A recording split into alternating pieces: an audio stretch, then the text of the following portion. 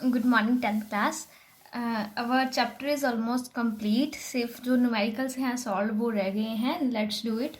First numerical है in what direction the fish sees the setting सन।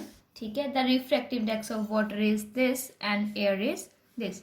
अब देखो, जो सन है जब वो सनसेट करने वाला होता है, जैसे अर्थ है, ठीक है, तो अगर सनसेट करने वाला है ये होता है हॉरिजन लाइन। ठीक है, तो सन बिल्कुल यहाँ पे होता है जब वो सनसेट होने वाला होता है। ठीक है, मतलब बिल्कुल यहाँ पे।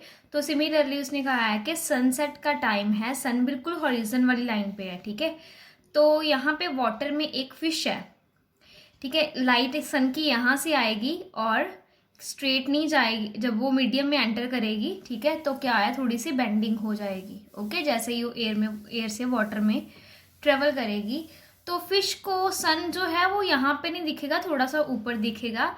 अगर दिखेगा तो किस डायरेक्शन में दिखेगा, ठीक है, कितने एंगल पे दिखेगा, ये कहा है उन्होंने। And refractive index of water जो है वो 4/3 है। अब स्नेल्स लॉ के देखो, यहाँ से लाइट आई है और यहाँ में एंटर की है। ठीक है, ये इंटरफेस ऑफ दो मीडियम है, टू मीडियम है, ये एयर है एंड ये वाटर है। तो लाइट यहाँ से आई है, ये आ गया परपेंडिकुलर। परपेंडिकुलर के साथ एंगल ऑफ इंसिडेंस जो है, ठीक है, ये वाला एंगल है, लाइट यहाँ से आ रही है ना, तो this is your angle of incidence. ठीक है, तो एंगल ऑफ इंसिडेंस कितना होगा, sine of angle of incidence कितना होगा, साइन ऑफ 90, मतलब इंसिडेंट एंगल 90 है। ठीक है, अब अगर बात करें स्नेल्स लॉ की, स्नेल्स लॉ क्या बोलता है, sine of incident over sine of r is equal to refractive index. ठीक है, refractive index of second medium. Second medium क्या है यहाँ पे, with respect to first medium, मतलब water with respect to air. ठीक है, वाटर का कितना है 4/3, जब कुछ भी नहीं दिया होता तो विद रिस्पेक्ट टू एयर ही लेना है। ठीक है, तो साइन ऑफ आई कितना है, साइन ऑफ 90। अब वो बोलते हैं कि कितना कहाँ पे दिखेगा, हम मेजर करेंगे कि लाइट कितनी बेंड करती है, उसके अकॉर्डिंग बोलेंगे कि सन कहाँ पे दिखेगा। बेंडिंग देखेंगे ना, किस एंगल पे बेंड करेगी। ठीक है, सीधी तो जाएगी नहीं, बेंडिंग होगी, तो किस एंगल पे बेंडिंग होगी वो हमने साइन ऑफ आर निकालना है। तो जब साइन ऑफ आर निकालेंगे तो उसके अकॉर्डिंग ही हम कह देंगे कि उतनी बेंडिंग होगी, तो सन उतने एंगल पे, पहले 90 पे है एक्चुअल में, तो कितने एंगल पे दिखेगा। ठीक है, तो sine r is equal to 4/3। Sine 90 की वैल्यू क्या होती है 1, तो क्रॉस मल्टीप्लीकेशन कर दो, 3 into 1 3 is equal to 4 sine r. तो ये आ गया 3/4 is equal to sine r. जब आर की वैल्यू निकालोगे तो वो आ जाएगी साइन इनवर्स। ठीक है, साइन उधर लेके जाओगे तो इनवर्स आ गया 3/4। जब वैल्यू निकालोगे तो दिस इज द वैल्यू। ठीक है, 48.6। हाँ, ये जो साइंटिफिक कैलकुलेटर है उससे करना, तो इतनी वैल्यू आ जाएगी। That θ2 is the critical angle for reverse ray. The fish perceives the sun at 90 - θ2। देखो यहाँ पे ये एंगल है। अब क्या है कि हमारा साइन आई आ गया, उसके लिए जब रे है उसके लिए साइन आर की ये वाला एंगल कितना आ गया, यहाँ पे θ2 लिया है हमारे लिए, ये रिफ्रैक्टिंग एंगल है जो रिफ्रैक्टेड रे बना रही है नॉर्मल के साथ। ठीक है, तो अपने पास इसकी वैल्यू आई है 48 पॉइंट समथिंग। उसके अकॉर्डिंग ये अल्टरनेट एंगल है ना, बिल्कुल। ठीक है, तो ये कितना आ गया, वैल्यू कितनी आ गई 48।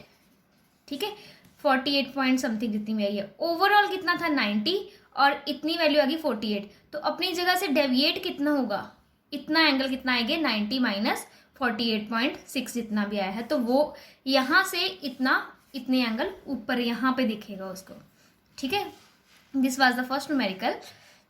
Now come to numerical number 2। The ray is to be deviated through 90 degree by right angle isosceles prism. ठीक है, सबसे पहले बच्चे एक पीछे हमने प्रिज्म किया है, जो आपने वीडियोस जो मैंने शेयर की थी वो देखी होंगी।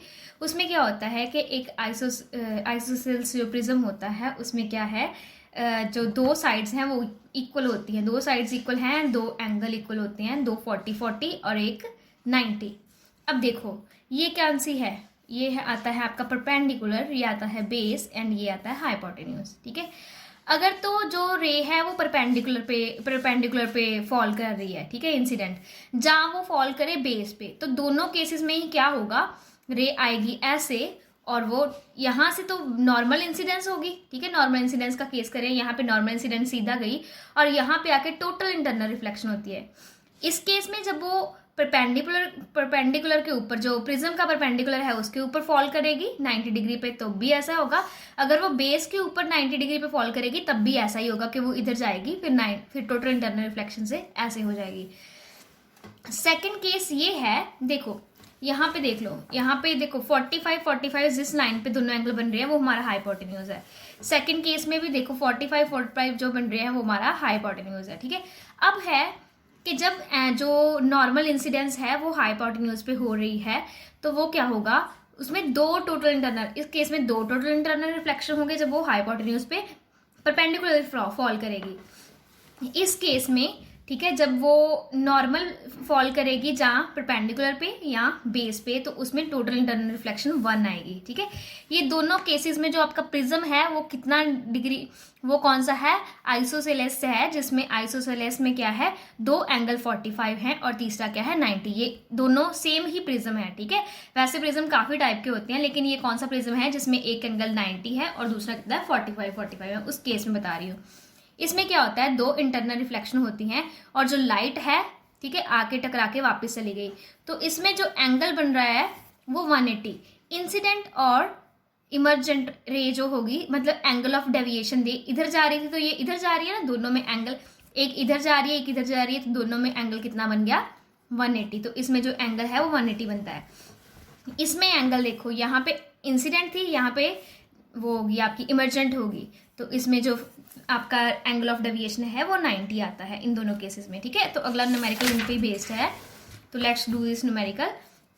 इसमें क्या लिखा है कि एक आइसोसेलेस ट्रायंगल प्रिज्म है, देखो ऐसे ही प्रिज्म है 45 45 90, ठीक है, राइट एंगल ट्रायंगल है इसमें प्रिज्म में, जिसमें क्या है, a ray is to be deviated through 90 degree by right angle prism. Right angle prism है जिसमें रे आई है और वो 90 डिग्री पे डेविएट हुई है। देखो राइट एंगल, जब उसने बोला ना कि डेविएशन 90 डिग्री थ्रू हुई है, तो आपको पता चल जाएगा कि 90 डिग्री से डेविएशन कब होती है, जहाँ तो वो परपेंडिकुलर पे फॉल करे या बेस पे फॉल करे। 180 थ्रू डेविएशन कब होगी, जब वो हाइपोटेन्यूज पे फॉल करेगी, ठीक है। तो 90 डिग्री डेविएशन दी है, इसका मतलब आपने कहाँ पे फॉल करवानी है, 45 वाला जो लाइन है वो हाइपोटेन्यूज है, उसके बिना 45 90 वाली इधर से भी फॉल करवा सकते हो, इधर से भी फॉल करवा सकते हो, दोनों से सेम आपका वैल्यू आनी है, ठीक है। अब उसने बोला है कि 90 डिग्री डेविएशन हो रही है, तो इसका मतलब जहाँ तो परपेंडिकुलर से आप उसको 90 डिग्री पे फॉल करवा दो, जहाँ बेस से करवा दो, ठीक है, दोनों से ही आ जाएगा, तो आपका जो डायग्राम बनाओगे वो सही आएगी। What should be the minimum refractive index of the prism. Minimum refractive index जो है म्यू, वो कितना होगा। अब यहाँ पे हमें पता है कि जो रे आती है वो इंसिडेंट होती है और वो 90 डिग्री से डेविएट हो गई, ठीक है, 90 डिग्री से डेविएट होगी। यहाँ पे हमने नॉर्मल ड्रॉ किया, हमने जब यहाँ पे नॉर्मल ड्रॉ किया हमें पता है कि ये पूरा एंगल कितना है 90 डिग्री पूरा नॉर्मल, तभी तो राइट एंगल कहा है ना उसने, डेविएशन राइट एंगल हो रही है, तो ये टोटल एंगल 90 का है। जब इसको बिल्कुल हाफ ऑफ करते हैं, क्योंकि यहाँ पे रिफ्लेक्शन हो रही है, रिफ्लेक्शन में क्या होता है, angle of incidence equals to angle of r, reflection के केस में, तो यहाँ पे भी रिफ्लेक्शन हो रही है, तो 90 है। इंसिडेंट एंड रिफ्लेक्शन दोनों एंगल इक्वल हैं, तो इक्वल 90 का हाफ ऑफ इक्वल होंगे, 45 45 दोनों होंगे, ठीक है। तो यहाँ से हमें पता चल गया कि दोनों ही एंगल्स की वैल्यू कितनी है 45।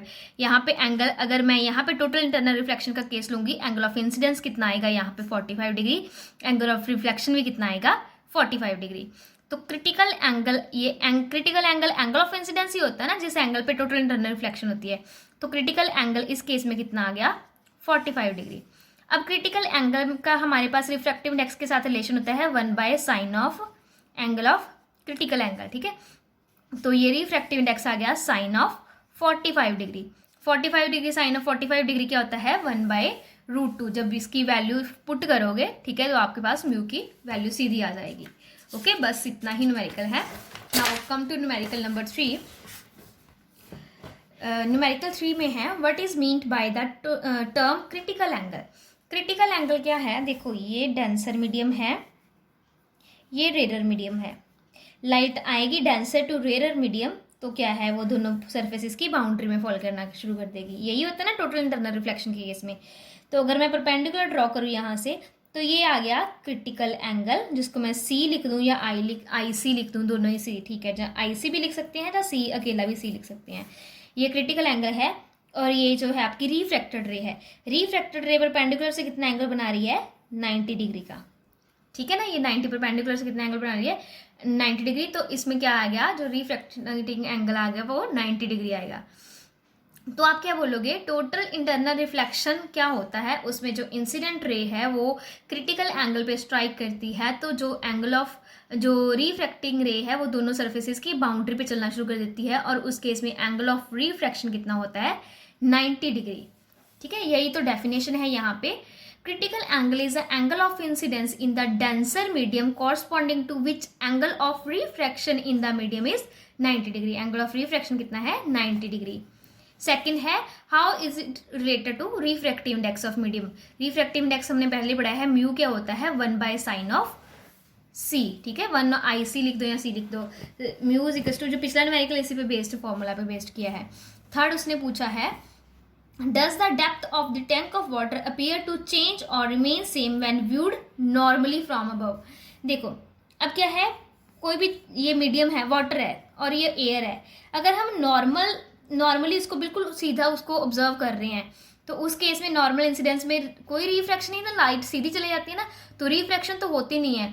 तो बोलते हैं कि जो उसकी अगर पानी है नीचे, ठीक है, उसमें कोई डेप्थ चेंज होगी, हमें कुछ चेंज अपीयर होगा, नहीं होगा, क्योंकि उस केस में रिफ्रैक्शन नहीं आएगी।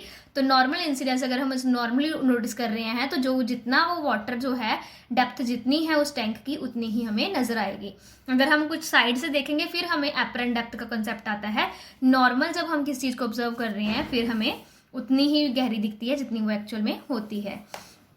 सेकेंड केस है बच्चे, सेकेंड केस में क्या है, a ray of light P Q is incident normally on the hypotenuse of the right angle prism. मैंने पहले ही बोला है कि ये राइट एंगल प्रिज्म है, जिसको हम आइसोसेलिन प्रिज्म भी बोलते हैं, ठीक है। उसमें क्या है, ये 45, ये 45, राइट एंगल आ जाए या आइसोसेलिन आ जाए, तो उसमें दोनों का मतलब क्या है, एक 90 डिग्री है, एक 45 है। अब उसने बोला कि उसके हाइपोटेन्यूज पे फॉल कर रही है, ठीक है। पिछले में जो हमने पहले पढ़ा था जिसमें ऐसे रे जाके ऐसे आ रही थी, ठीक है, ऐसे रे जाके ऐसे आ रही थी, वो कौन सा केस था, जब वो बेस से या परपेंडिकुलर से फॉल कर रही थी, ठीक है, वहां पे डेविएशन 90 आती थी। लेकिन जब वो हाइपोटेन्यूज से फॉल करती है वहां पे डेविएशन 180 डिग्री आती है, और उसमें क्रिटिकल जो रिफ्लेक्शन होती है वो 2 होती है, ठीक है। तो यहाँ पे अगर वो फॉल करेगी सीधी, पहले तो नॉर्मल आई है ना, इस सरफेस के नॉर्मल आई है तो बेंड नहीं करेगी, यहाँ पे फॉल करेगी। यहाँ पे जो है पहली टोटल इंटरनल रिफ्लेक्शन फर्स्ट होगी, यहाँ से फिर बेंड होगी, फिर यहाँ पे दूसरी टोटल इंटरनल रिफ्लेक्शन होगी, फिर यहाँ से जाएगी तो यहाँ पे बिल्कुल परपेंडिकुलरली इस सरफेस पे गिरेगी, तो बाहर ऐसे चली जाए, ऐसे वाला पाथ ट्रेवल करेगी, मतलब इधर से आई और इधर से गई। टोटल कितना है, एंगल कितना हो गया, डेविएशन कितनी है उसमें, 180 डिग्री, और जो वो होनी है इसमें क्या नाम है उसका, टोटल इंटरनल रिफ्लेक्शंस कितनी होनी है, 2 होनी है, जब वो हाइपोटेन्यूज पे फॉल करेगी आइसोसेलिन ट्रायंगल के, जहां आप राइट एंगल प्रिज्म, जहां आइसोसेलिन प्रिज्म या राइट एंगल प्रिज्म लिख सकते हो, ठीक है। इसमें वही लिखा है, copy the diagram and complete the ray, हमने तो कंप्लीट कर दी, till the emerges from the prism, first point हमने कंप्लीट कर दिया। What is the angle of deviation of the ray, angle of deviation, angle of deviation क्या होता है, एंगल ऑफ डेविएशन होता है एंगल ऑफ इंसिडेंस और इंसिडेंट रे एंड इमर्जेंट रे के बीच में जो एंगल बन रहा है, ठीक है। तो एक रे तो इधर जा रही है, दूसरी उधर जा रही है, दोनों में एंगल कितना बन गया, 180 डिग्री, तो एंगल ऑफ डेविएशन कितना आ गया, 180 डिग्री, ठीक है। नेक्स्ट एक क्वेश्चन नीचे दिया है, इसमें क्या लिखा है कि हमने यहाँ पे 2 जो है आइसोसेलिन प्रिज्म्स, आइसोसेलेस प्रिज्म जो यूज किए हैं 2, ठीक है, आइसोसेलेस प्रिज्म जो राइट एंगल प्रिज्म होते हैं, ठीक है, इस शेप में यूज किए हैं। अब क्या है कि इस केस में क्या है, आप रे को कॉपी करना है, कंप्लीट करना है, ठीक है, कैसे बाहर आएगी। देखो ये अगर 90 डिग्री है, 90 डिग्री है, ये 45 डिग्री का एंगल होगा, ये 45 डिग्री का एंगल होगा, ठीक है। अब ये क्या है, बेस है ना, बेस पे फॉल कर रही है, तो यहाँ पे बिल्कुल सीधे जा रही है, तो यहाँ जब जाएगी यहाँ पे क्या होगा, टोटल इंटरनल रिफ्लेक्शन, तो सीधा ऐसे चली जाएगी, ठीक है। इस जब वो बेस जब परपेंडिकुलर पे गिरती है ना, तो सिर्फ उनमें जो फेज शिफ्ट आती है, फेज डिफरेंस आता है, एंगल ऑफ डेविएशन सॉरी जो आती है वो 90 डिग्री आती है, ठीक है।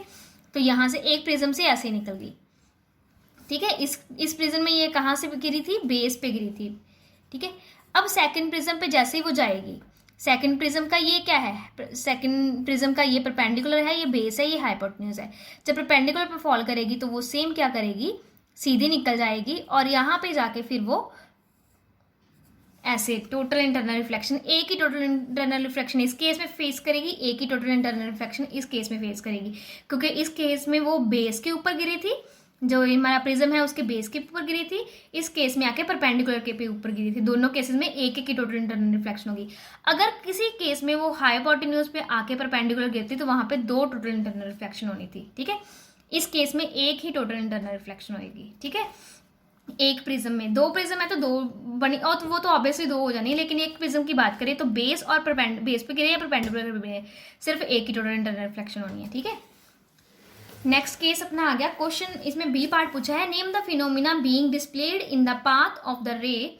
जो कौन सा फिनोमिना है जो इसमें शो किया गया है, तो कौन सा है, टोटल इंटरनल रिफ्लेक्शन दोनों प्रिज्म की, ठीक है। देखो लाइट यहाँ से आई, यहाँ पे आके वो बिल्कुल परपेंडिकुलर गई, फिर इधर आ गई, ठीक है।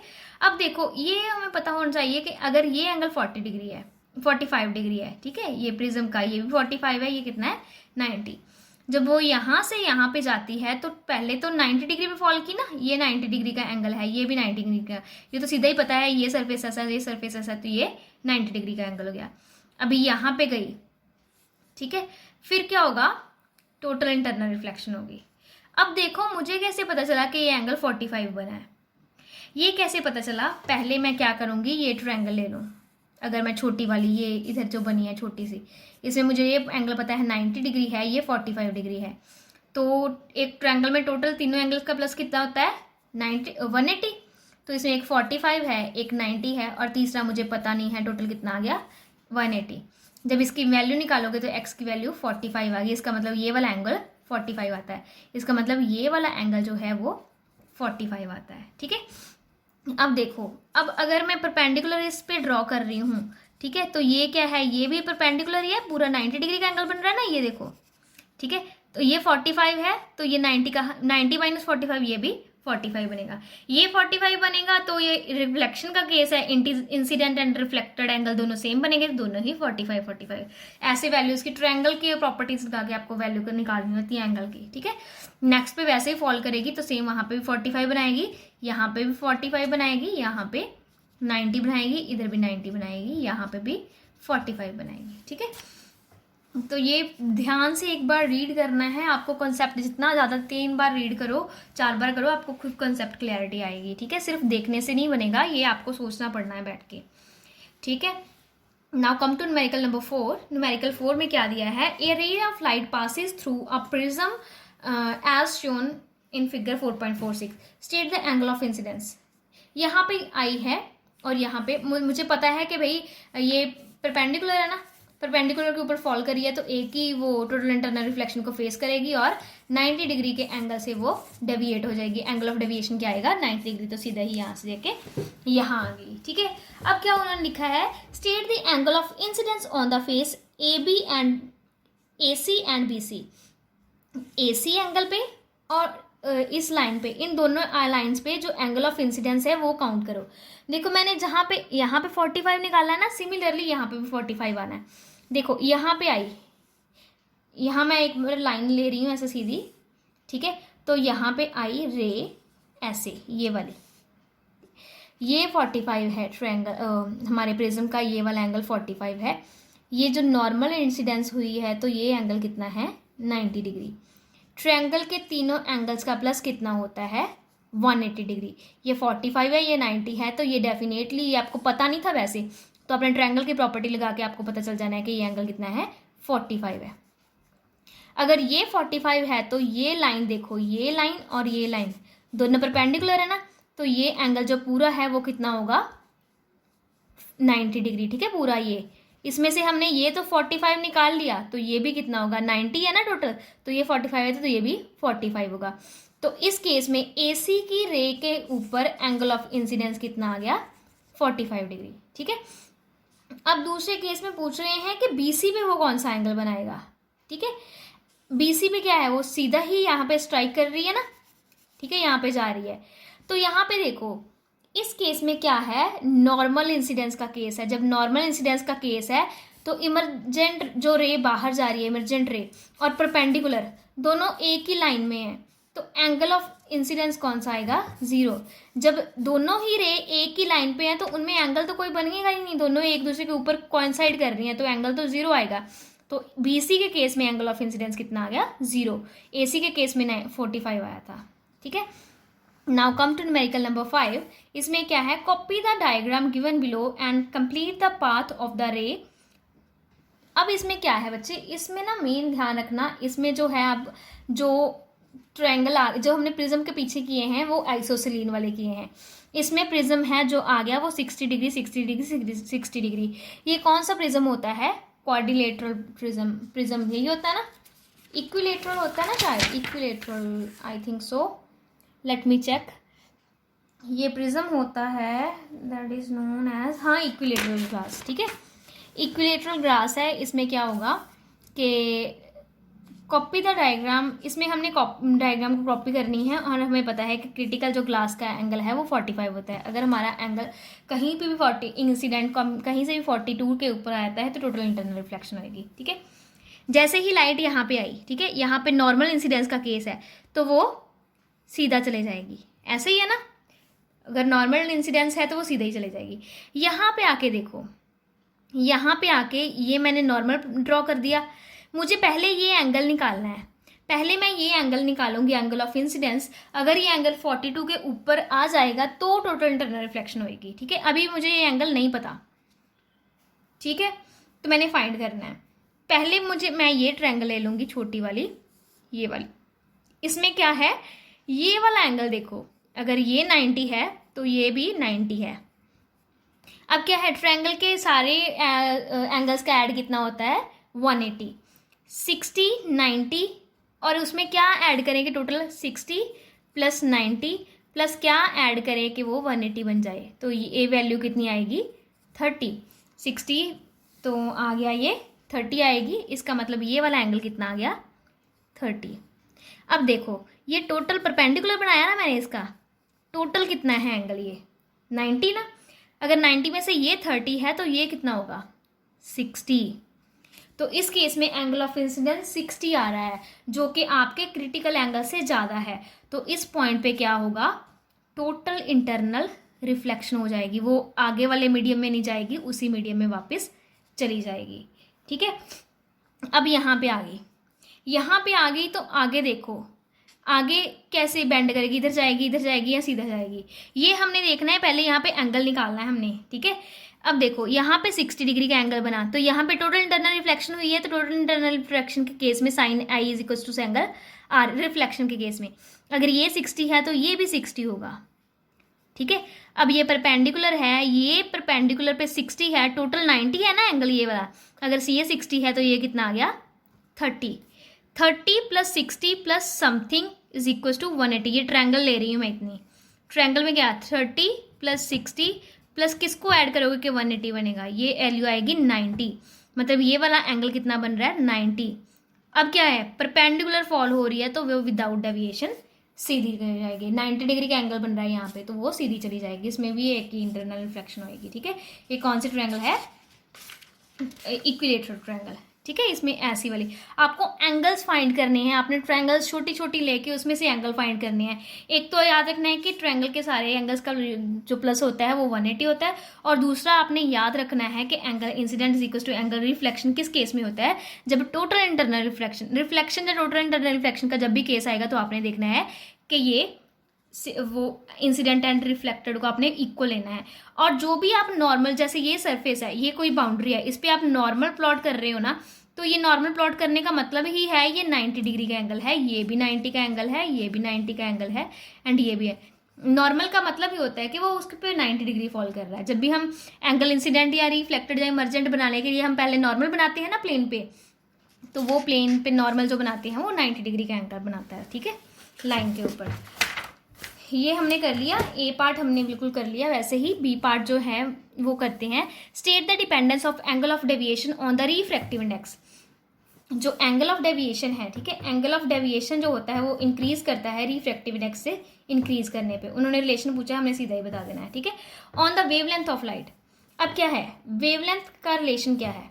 सबसे पहले देखो वेवलेंथ अगर ज़्यादा है तो उसके अकॉर्डिंग रिफ्रैक्टिव इंडेक्स कम है, ठीक है। रेड कलर की वेवलेंथ सबसे ज़्यादा होती है, उस रेड कलर के रिफ्रैक्टिव इंडेक्स सबसे कम है। अगर रिफ्रैक्टिव इंडेक्स कम है, रिफ्रैक्टिव इंडेक्स का सीधा रिलेशन है, अगर ये बढ़ेगा तो ये बढ़ेगा, ये कम होगा तो ये कम होगा, ठीक है। अगर म्यू इस केस में डिक्रीज हो रहा है तो ये भी डिक्रीज होगा, ठीक है। तो इसका मतलब क्या आ गया, एंगल ऑफ डेविएशन का म्यू के साथ सीधा रिलेशन है। जो अगर एंगल ऑफ डेविएशन जो है इंक्रीज कर रिफ्रैक्टिव इंडेक्स इंक्रीज कर रहा है तो एंगल ऑफ डेविएशन भी इंक्रीज करेगा। सेकंड केस में हम बोलेंगे अगर वेवलेंथ इंक्रीज कर रही है तो जो एंगल ऑफ डेविएशन है डिक्रीज करेगा। इसलिए रेड कलर के लिए डेविएशन सबसे कम आएगी क्योंकि रेड कलर की लैम्डा सबसे ज़्यादा है, और वॉयलेट कलर जिसकी लैम्डा सबसे कम है उसके लिए डेविएशन सबसे ज़्यादा आएगी, ठीक है। यही रिलेशन है। Now come to numerical number 6। इसमें क्या गिवन है, two parallel rays red and violet are travelling through the air. देखो रेड की है और एक वॉयलेट की है, दोनों आ रही हैं एयर से ग्लास में जाएंगी, ये हमें फिगर दी है। और फर्स्ट क्वेश्चन पूछा है will their path inside the glasses be parallel. Parallel होंगे क्या, नहीं पैरेलल होंगे क्योंकि इसका वेवलेंथ ज़्यादा है, इसका वेवलेंथ कम है। और जितनी भी उसने बेंड करना है, बेंडिंग जो है वो वेवलेंथ डिपेंड करती है, ठीक है। अगर वेवलेंथ ज़्यादा है तो बेंडिंग कम होती है। तो ये देखो परपेंडिकुलर है, इसके इसमें परपेंडिकुलर है। जो वेवलेंथ ज़्यादा है तो बेंडिंग कम होगी, वो थोड़ा सा ऐसे बेंड करेगी, ठीक है, थोड़ा बेंड करेगी, लेकिन ये ज़्यादा बेंड करेगी, ठीक है। ये लाइन कम बेंड करेगी, ये ज़्यादा बेंड करेगी। वेवलेंथ ज़्यादा है तो बेंडिंग कम है, वेवलेंथ कम है तो बेंडिंग ज़्यादा है। तो इस केस में ये लाइन और ये लाइन पैरेलल नहीं बनेंगी, ठीक है, क्योंकि दोनों में कलर्स की वेवलेंथ कम है। अगर दोनों रेड रेड होती तो सेम पैरेलल जाती है, अंदर भी दोनों वॉयलेट वॉयलेट होती पैरेलल जाती, लेकिन अलग अलग कलर की हैं तो बेंडिंग अलग अलग होएगी, जिसके कारण वो पैरेलल नहीं होंगी इनसाइड द वाटर या ग्लास। नेक्स्ट ये compare the speed of the two rays inside the glass. जो बच्चे स्पीड होती है ना, ठीक है, दैट इज वेलोसिटी। वेलोसिटी होती है mu lambda, frequency into wavelength. अब जिस कलर की वेवलेंथ ज़्यादा होती है ना उसकी वेलोसिटी भी ज़्यादा होती है। अब देखो इस केस में देखो वेवलेंथ किसकी ज़्यादा, रेड की। तो रेड की जो वेलोसिटी ज़्यादा, अगर रेड की वेवलेंथ ज़्यादा है तो वेलोसिटी ऑफ रेड ज़्यादा होगी। जब पानी में ग्लास में एंटर करेंगे तो रेड कलर की जो वेव होगी वो फास्ट चलेगी एज कम्पेयर टू वॉयलेट, ठीक है, क्योंकि इसकी वेवलेंथ ज़्यादा है तो वेलोसिटी ज़्यादा होगी, वेवलेंथ कम है तो वेलोसिटी कम होगी। ये आपको रिलेशंस याद रखनी है।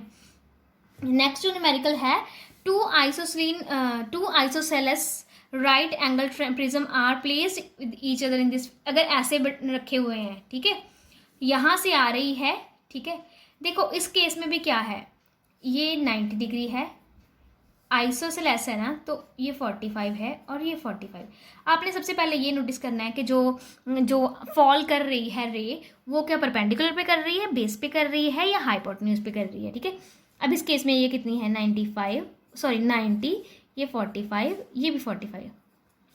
इस केस में देखो ये क्या है 90 डिग्री, ये आपका क्या आ गया बेस, ये आ गया परपेंडिकुलर, ये आ गया हाइपोटेन्यूज। बेस पे आके फॉल की है तो सिर्फ एक की रिफ्लेक्शन होनी है और 90 डिग्री के एंगल पे बाहर चले जानी है, टोटल 90 डिग्री पे। अगर बाकी देखोगे तो अकेला 45 बनेगा, ठीक है। अब दूसरे केस में यहाँ पे भी क्या है, ये 45 के जो एंगल हैं ये आपका हाइपोटेन्यूज है, ये परपेंडिकुलर है, ये बेस है। इस केस में कहाँ किस पे इंसिडेंट कर रही है, परपेंडिकुलर पे। परपेंडिकुलर पे भी करेगी तो भी एक ही टोटल इंटरनल रिफ्लेक्शन होएगी जिसमें दोनों एंगल 45 बनेंगे और वो 90 डिग्री की डेविएशन से बाहर निकल जाएगी। एंगल ऑफ डेविएशन यहाँ पे इसके लिए भी 90 आएगा और इसके लिए भी 90 आएगा, ठीक है। तो ऐसे उसका पाथ हो जाएगा, ओके। अगर तो वो हाइपोटेन्यूज पे फॉल करती फिर कंडीशंस चेंज हो जानी थी, ठीक है।